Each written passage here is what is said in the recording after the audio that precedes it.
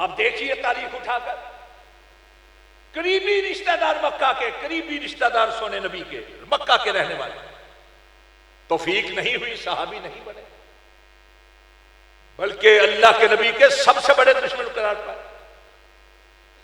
ये अबू लहब कौन है जिसके लिए आयत नाज़िल हुई, तब्बत यदा अबी लहब व तब? सगा चच्चा है, सगा चच्चा, साजी दीवार का हमसाया, वो अबू लहब जिसने सबसे पहले, तारीख के अंदर है, सबसे पहले सोने नबी की वलादत की खुशी मनाई थी। अब मैं बिला ताखीर दावत खिताब दूंगा इज़्ज़त माब जनाब मोहतरम हज़रत मौलाना राना शफीक खां पसरूरी साहब से कि वो आएँ और आकर अपने ख्यालात का इजहार फरमाएँ। कुलिल हम्दुलिल्लाह व सलामुन अला इबादिहिल्लज़ीना इस्तफ़ा, अम्मा बाद। सिद्दीक अक्से हुस्नो जमाले मुहम्मदस्त सल्लल्लाहु अलैहि वसल्लम। सिद्दीक अक्से हुस्नो जमाले मुहम्मदस्त, फारूक जिल्ले हो जलाले मुहम्मदस्त, ओस्मान शम्ए खसाले मुहम्मदस्त, हैदर बहारे चमने खसाले मुहम्मदस्त, मुआविया फिदाए अहलो अयाले मुहम्मदस्त, हसनैन जिगर गोशाओ आले मुहम्मदस्त सल्लल्लाहु अलैहि वसल्लम। आज की ये महफिल इस लिहाज से मुबारक और मुकद्दस है कि इस महफिल में, इस मजलिस में कायनात की अजीम तरीन हस्तियों नफूस कुदसिया का जिक्र हो रहा है, और इसलिए भी आज की ये मजलिस मुबारक है कि इस मजलिस में रियासत मदीना के बाद वाहिद रियासत जो कलमा-ए तौहीद पर मार्ज वजूद में आई थी, यानी पाकिस्तान, मुमलकत खुदादाद पाकिस्तान, उसकी तारीख के एक अजीम दिन और एक अजीम यादगार का तज़किरा किया जाए।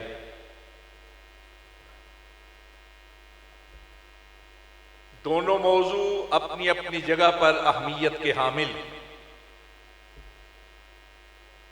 और शायद वक्त का इख्तिसार दोनों का हक अदा करने ना दे किसी को भी, लेकिन बहरहाल कोशिश करूंगा कि दोनों मौजू एक जगह पर जमा हो जाएं। हजरात, पाकिस्तान दुनिया का वाहिद मुल्क है जो रियासत मदीना के बाद कलमा-ए तौहीद पर मार्ज वजूद में आया था।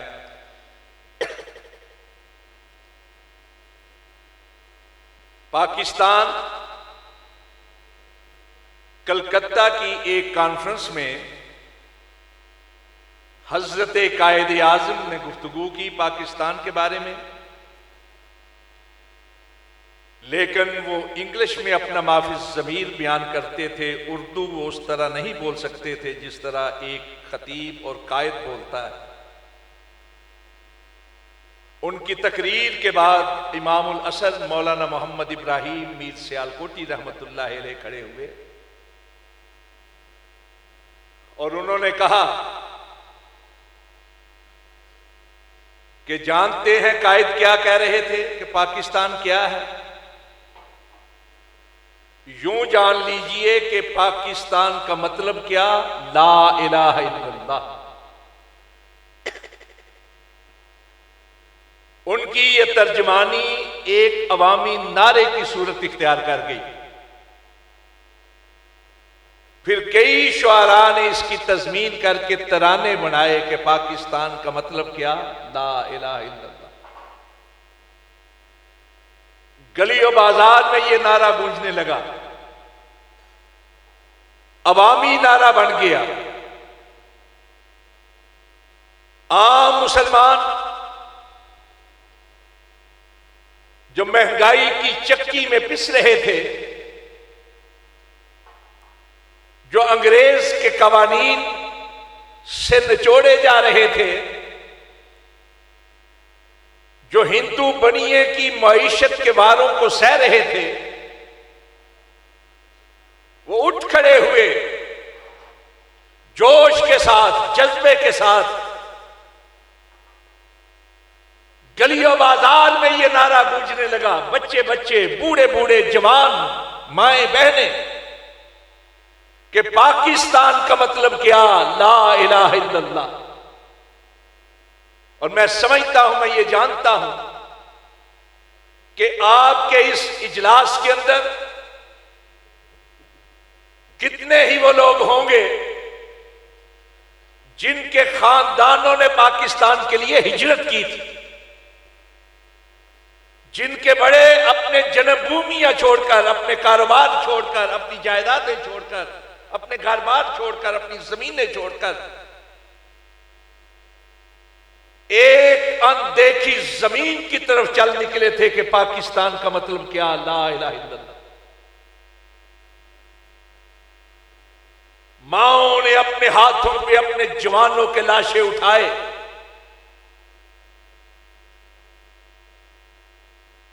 कितनी ही दुल्हनों ने अपने संघार जो है वो कुर्बान किए।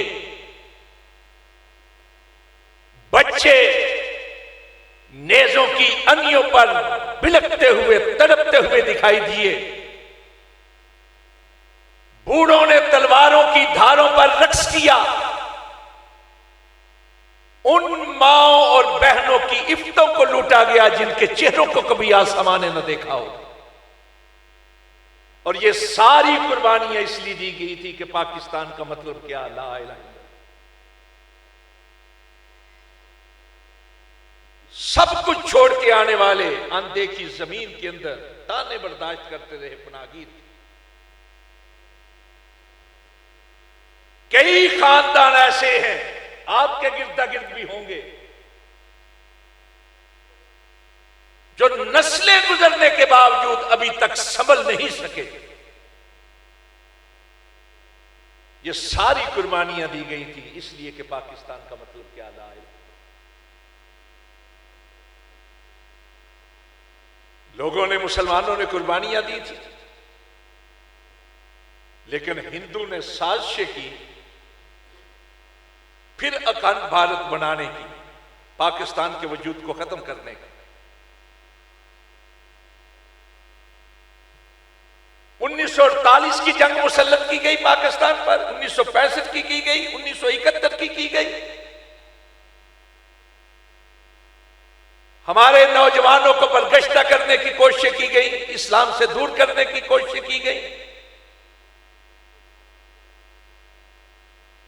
अपने मुल्क के खिलाफ सोचने की साजिशें तैयार की गई, पाकिस्तान के खिलाफ खड़ा करने की कोशिश की गई।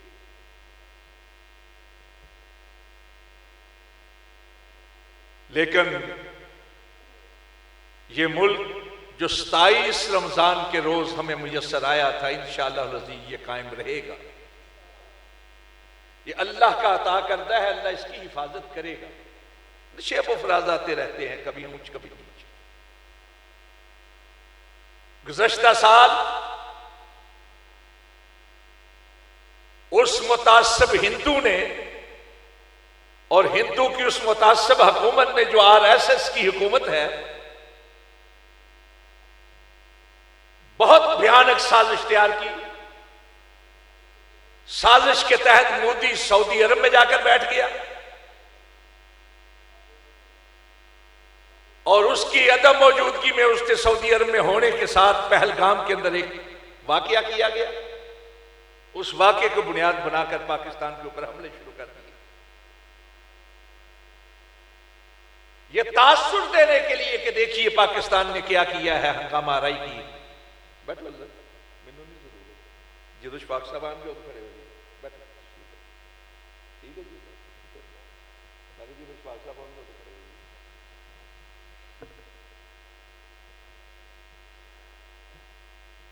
सबसे पहले जो हमले किए गए थे कोटली आजाद कश्मीर के अंदर, अहमदपुर शर्किया के अंदर, शेखपुरा और लाहौर के इलाकों के अंदर, वो मस्जिदों के ऊपर किए गए थे।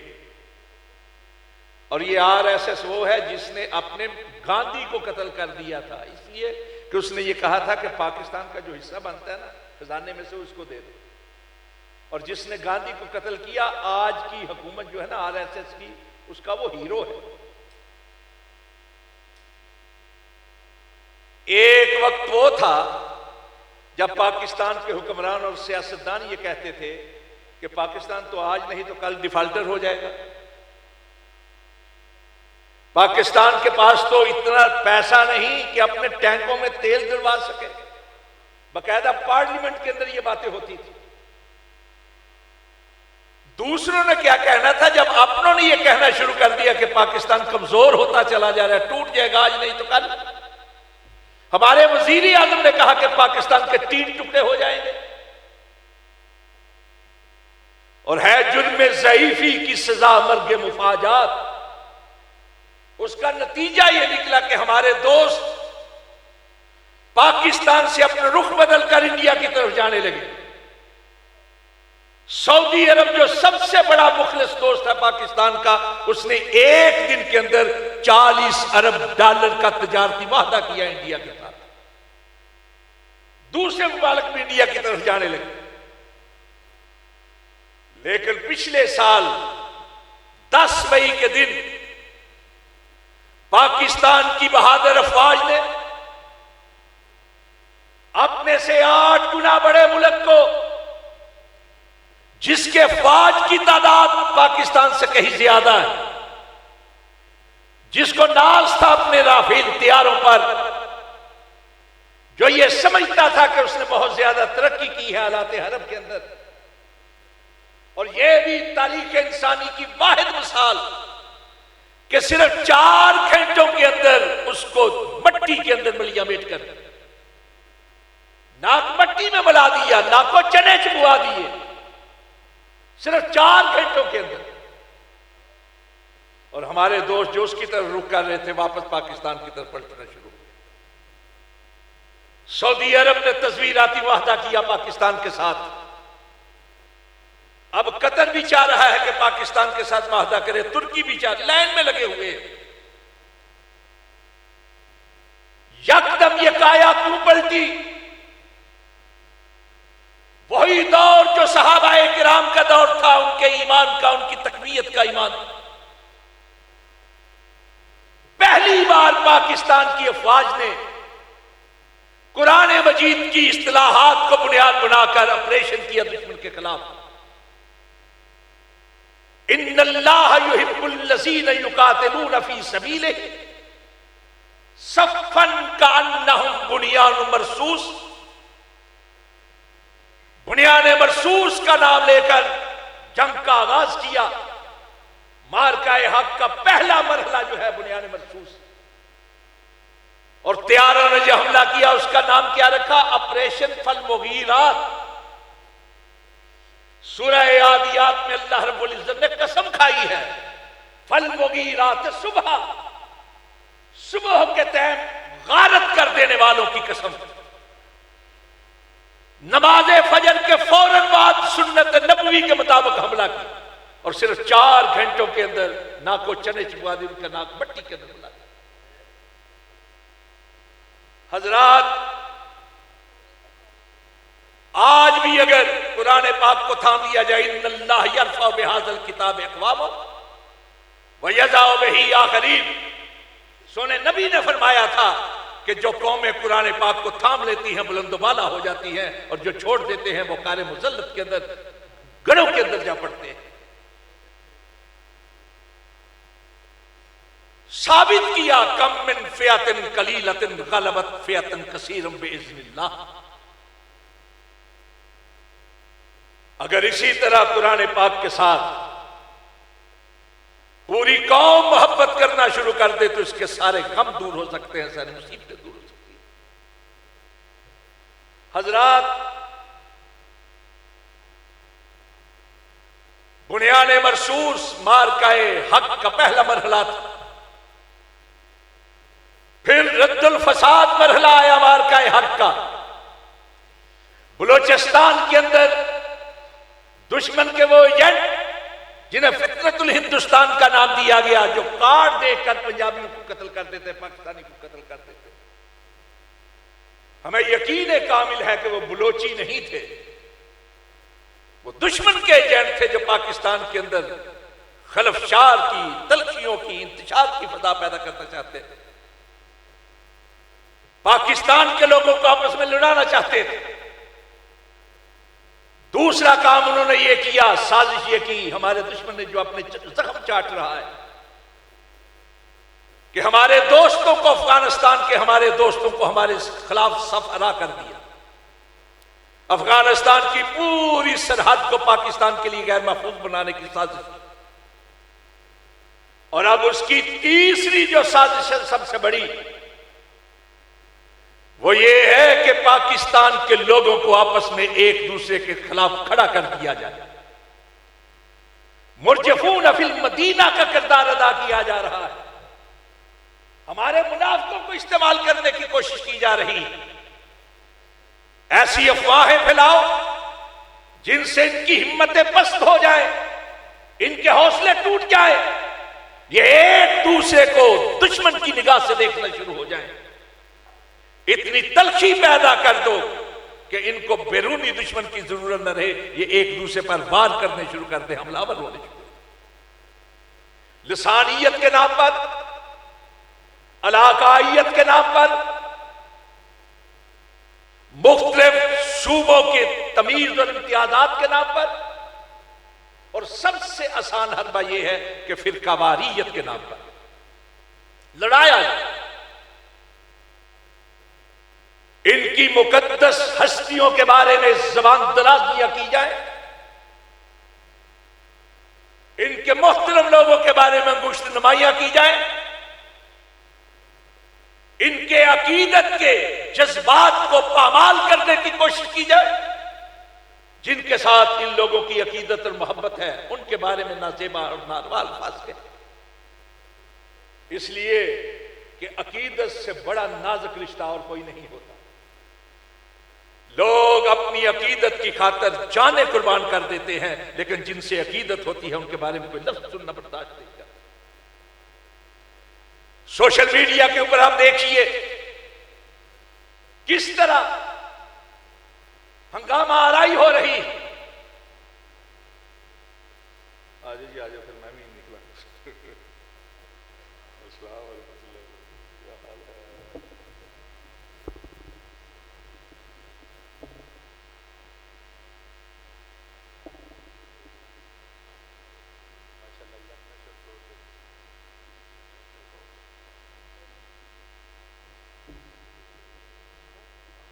सोशल मीडिया पे आप देखें, फेक आईडीज के जरिए से एक दूसरे के बारे में नागुफ्ता बातें की जा रही हैं, नारवा हमले किए जा रहे हैं। वो किताबें पुरानी ला के बाहर निकाल के रखी जा रही हैं जिनको मसलक वाले भी नहीं जानते कि ये हमारी किताबें, और सारे ये जितनी आईडीज हैं सारी फेक। ऐसे में होता क्या है, हमारे जज्बाती नौजवान किसी के हक में किसी के खिलाफ कमेंट देते हैं, और वो पूरी बहस जो फेक आईडी पर होती है इनकी आईडी पर आ जाती है, जो शिनाख्त वाली आईडी होती है।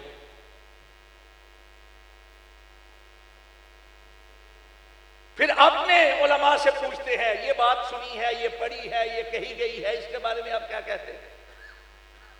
ये साजिश है दुश्मन की जिसको नाकाम करना है। मुहर्रम आने वाला है, आज पहली तारीख है जुल्हज्जा की, ये भी हुर्मत वाला महीना, जुल्कादा जो गुजरा वो भी हुर्मत वाला महीना, मुहर्रम भी हुर्मत वाला महीना, हुर्मत वाले महीनों की हुर्मत का तकाजा यह है कि इसमें आदमी मोहतरम बनने की कोशिश करे, मुजरिम बनने की कोशिश न करे। जिनको अल्लाह ने हुर्मत अता की है, इज्जत अता की है, एहतराम दिया है, तकरीम दी है, उनकी इज्जत की जाए, उनकी तकरीम की जाए। किसी दूसरे शख्स के बारे में कोई ऐसा लफ्ज ना बोला जाए जो उसकी एहतराम और उसकी हुर्मत के खिलाफ है। अगर इस्लाम किसी आम शख्स के एहतराम के खिलाफ कोई फिक्रा और लफ्ज कहने की इजाजत नहीं देता, तो वो हस्तियां जो कायनात में सबसे मोहतरम है, अंबिया किराम के बाद सबसे ज्यादा एहतराम वाली और तकरीम वाली हैं, उनके बारे में किस तरह इजाजत मिल सकती है? सहाबा किराम वो है रज़वानुल्लाह अलैहिम अजमाईन जिनको अल्लाह रब्बुल इज्जत ने अपने सोने नबी की मुसाहबत के लिए चुन लिया था। सूरह नमल की आयत नंबर 59, कुलिल हम्दुलिल्लाह वस्सलामुन अला इबादिहिल्लज़ीना इस्तफ़ा, सोने कह दीजिए सारी तारीफें अल्लाह के लिए हैं और सलाम है उन लोगों के लिए, उन लोगों पर जिनको अल्लाह ने चुन लिया। ये कौन लोग जिनको अल्लाह ने चुना है? इमामुल मुफस्सिरीन हज़रत अब्दुल्लाह इब्न अब्बास रज़ी अल्लाहु अन्हुमा, जो सोने नबी की उम्मत के सबसे बड़े मुफस्सिर, वो अब्दुल्लाह इब्न अब्बास जो सोने नबी के फर्स्ट कजन है, सगे चचाजाद भाई, उसी तरह सगे चचाजाद भाई जिस तरह हजरत अली रज़ी अल्लाह ताला, और वो अब्दुल्लाह इब्न अब्बास जिनको अल्लाह के नबी ने अपनी छाती के साथ लगाकर तफसीर कुरान के इल्म की अल्लाह के हुजूर दुआ की कि अल्लाह अब्दुल्लाह को कुरान पाक की तफसीर और ताबीर का इल्म अता फरमा। वो कहते हैं तफसीर इब्न कसीर के अंदर, तफसीर कुर्तबी में, तफसीर तबरी में, मालिमुत तंजील तफसीर बगवी के अंदर, मुदारिकुत तंजील के अंदर, तफसीर खाजिम के अंदर, मुस्नद बाजार में बाकायदा हजरत अब्दुल्लाह इब्न अब्बास से है कि ये लोग जिनको अल्लाह ने चुना था, ये वो लोग हैं जिनको हम सहाबाए किराम कहते हैं, अल्लाह के नबी के सहाबा कहते हैं। अल्लाह ने चुना था, अल्लाह ने चुना था। हजरत अब्दुल्लाह इब्न उमर रज़ी अल्लाह ताला अन्हु ने कहा फ़इन्ना अस्हाब मुहम्मदिन खैरुल उम्मा अबर्रुहा क़ुलूबन व आमक़ुहा इल्मन व अक़ल्लुहा तकल्लुफ़न। सहाबाए किराम जो इस उम्मत के बेहतरीन लोग हैं, जिनके दिल नेकी से भरे हुए थे, जो इल्म की गहराइयों के साथ चलते फिरते थे, सीधे साधे, कोई तकल्लुफ नहीं थी। इख्तारहुमुल्लाहु लिसुहबत नबीही, ये वो लोग हैं जिनको अल्लाह रब्बुल इज्जत ने चुना था अपने नबी की मुसाहबत के लिए, अपने नबी के साथ के। आप देखिए तारीख उठाकर, करीबी रिश्तेदार मक्का के, करीबी रिश्तेदार सोने नबी के, मक्का के रहने वाले, तौफीक नहीं हुई, सहाबी नहीं बने, बल्कि अल्लाह के नबी के सबसे बड़े दुश्मन करार पाए। ये अबू लहब कौन है जिसके लिए आयत नाज़िल हुई तब्बत यदा अबी लहब व तब? सगा चच्चा है, सगा चच्चा, साजी दीवार का हमसाया, वो अबू लहब जिसने सबसे पहले, तारीख के अंदर है, सबसे पहले सोने नबी की वलादत की खुशी मनाई थी। लेकिन यही है जिसने सबसे पहले अल्लाह के नबी की दुश्मनी, मुखालफत की। नहीं नसीब हुआ सहाबी बनना, और भी कई बदनसीब, और दूसरी तरफ कोई रूम से उठा तो सहाबी बन गया, कोई फारस से उठा तो सहाबी बन गया, कोई नजर से यमन से आया तो सहाबी बन गया। अनदेखे लोग आते रहे, सहाबी बनते रहे, इसलिए कि सहाबी वो है जिनको अल्लाह ने चुना है अपने सोने नबी की मुसाहबत के लिए। और ये वो लोग हैं जिनके बारे में सोने नबी ने कहा, अक्रमू असहाबी फइन्नहुम खियारुकुम सुम्मल्लज़ीना यलूनहुम सुम्मल्लज़ीना यलूनहुम। कहीं फरमाया खैरुन्नास करनी सुम्मल्लज़ीना यलूनहुम सुम्मल्लज़ीना यलूनहुम। कहीं फरमाया खैरु उम्मती करनी सुम्मल्लज़ीना यलूनहुम सुम्मल्लज़ीना यलूनहुम। और शाज़ रवायत खैरुल कुरून करनी सुम्मल्लज़ीना यलूनहुम सुम्मल्लज़ीना। सहाबा बेहतरीन है इसलिए कि सहाबा किराम वो है जिनकी तरबियत अल्लाह के नबी ने फरमाई, जिनको तालीम अल्लाह के नबी ने दी। और कायनात में सहाबा किराम के बाद सबसे बेहतरीन शरफ और फख्र जो है उनके सर पर रख दिया। हमारे यहां कहा जाता था पुराने दौर में कि एक पत्थर है जिसको पारस कहा जाता है, और उसकी तासीर बयान की जाती थी कि जो पारस को छू लेता है सोना बन जाता है। अफसानवी पत्थर है, अफसानवी पत्थर, लेकिन कहते रसूल पाक सल्लल्लाहु अलैहि वसल्लम पारस नहीं कि जिसने छुआ वो सोना बन गया। कायनात की वो अजीम तरीन हस्ती जिसकी तालीम और तरबियत को अल्लाह ने मोमिनों पर एहसान करार दिया। लक़द मन्नल्लाहु अलल मोमिनीन इज़ बअस फ़ीहिम रसूलन मिन अनफुसिहिम यतलू अलैहिम आयातिही व युज़क्कीहिम व युअल्लिमुहुमुल किताब वल हिकमह। जिसने सोने नबी को छू लिया वो पारस बन गया। ऐसा पारस के जिसने उनको छुआ वो पारस बन गए।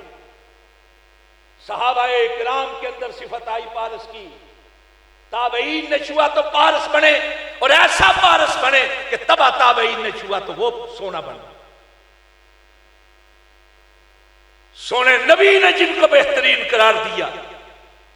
याद रखिए सहाबाए किराम तारीखी शख्सियात नहीं है कि तारीख की मजहूल रवायात को बुनियाद बनाकर उनके बारे में शुक व शुबहात का इजहार किया जाए। तारीखी रवायात के अंदर झूठ भी है, सच भी है, रतब भी है, याब्स भी है, अच्छाई भी है, बुराई भी है।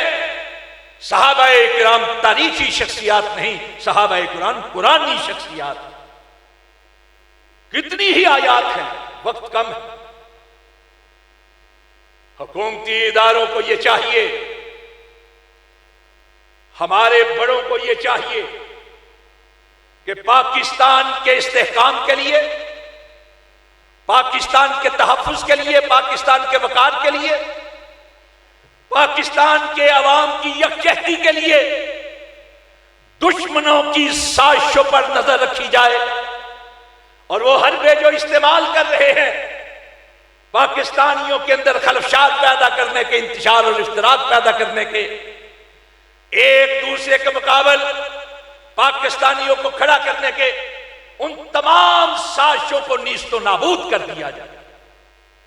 अफवाहें फैलाने वालों के खिलाफ सख्त तदीबी कार्रवाइयां होनी चाहिए। पहले उलमा होते थे, गुफ्तगू करते थे इजलासों के अंदर, जलसों के अंदर, कॉन्फ्रेंसों के अंदर, चंद लोग सुनते थे। अब सोशल मीडिया के जरिए से घर बैठा हुआ अनदेखा दुश्मन ऐसी साजिश कर देता है कि लाखों तक वो बात जा पहुंचती। फिल्टर बनाए जाए, सोशल मीडिया के ऊपर फिल्टर कायम किए जाए।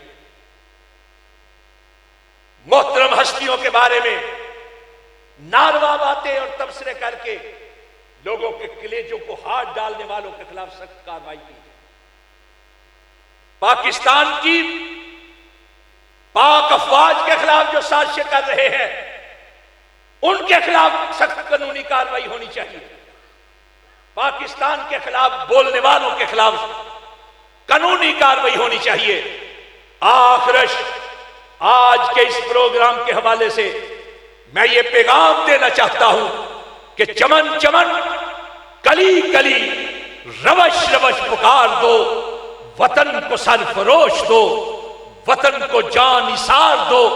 जो अपने गैज़ बेकरां से कोहसार पीस दें, जो आसमां को चीर दें, हमें वो शाह सवार दो। और यही है अजमतों का एक असूल जाविदा हजूर, अमीर को शजाअतें, गरीब को वकार। राणा शफीक खान पसूरी साहब हफिज़हुल्लाह ताला